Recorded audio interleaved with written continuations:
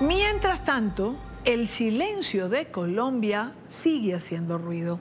El senador de la coalición Alianza Verde, Centro Esperanza, Humberto de la Calle, se pronunció a través de su cuenta en X. Decía, ya es insostenible el silencio de Colombia ante el atropello contra la participación de la señora Machado en las elecciones en Venezuela. Podrían decir que Colombia es dueño de su silencio, pero cuando el silencio es estruendoso, al menos deberían explicarnos cuál es su fundamento y qué propósito se busca.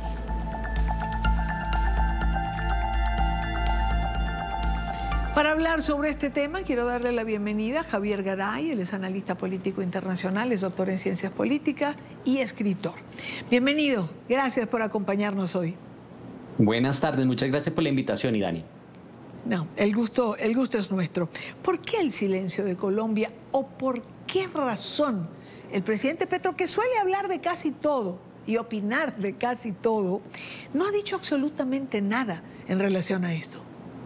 Pues la verdad, ese silencio, como usted señalaba antes, es muy lamentable. Es una decisión que ha tomado el gobierno colombiano que es realmente lamentable de cara no solamente a, pues, a la capacidad que tiene el presidente actual de comunicar y de hablar sobre todos los temas posibles en el mundo, sino también sobre lo que había señalado y mostrado supuestamente antes, que era una defensa irrestricta a la democracia. Ahora bien, ¿por qué lo hace? Yo creo que hay dos interpretaciones posibles. No estaría, digamos, no me sorprende.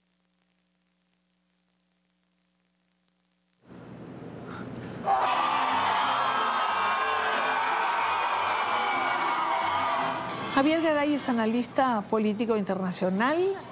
Tengo algún inconveniente con... ya lo tenemos de nuevo. Perfecto, doctor Garay. Continúe. Decía usted... Perfecto. Me avisan si volvemos a perder la comunicación.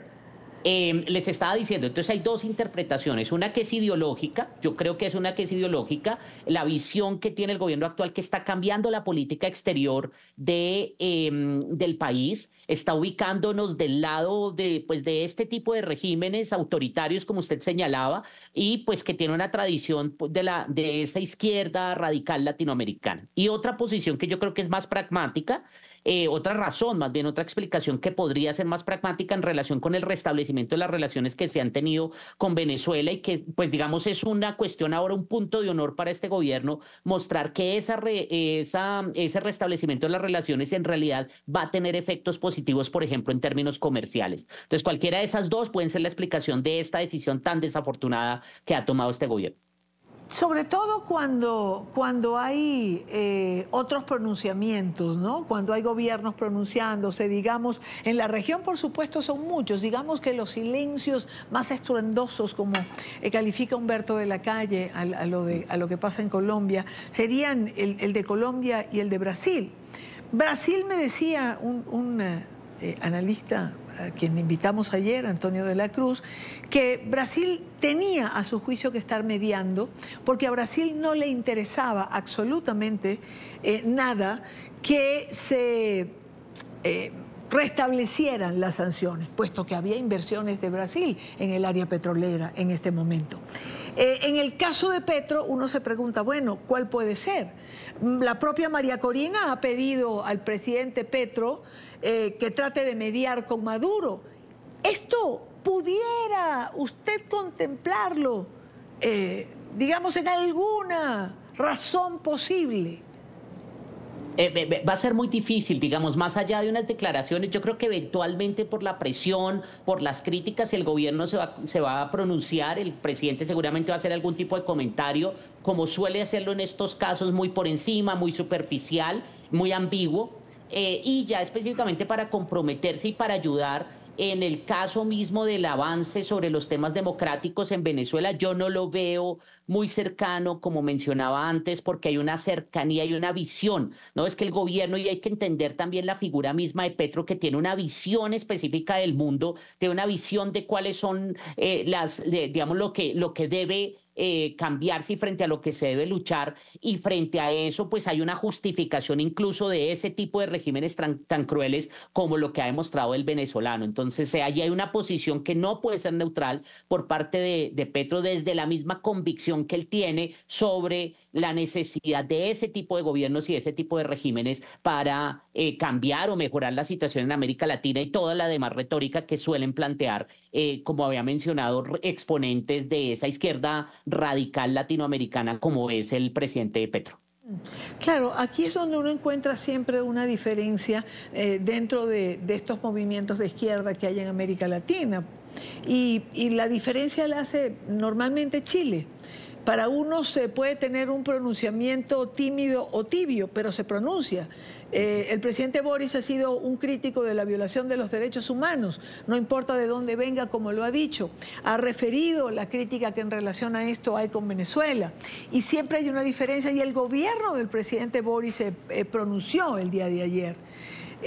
Y uno piensa, el más joven, digamos, de esta partida de gobiernos progresistas, por decirlo de alguna manera, asume este tipo de posiciones porque dice que ideológicamente, si se está en contra de la violación de los derechos humanos, pues son derechos humanos violados, no importa quién los viole.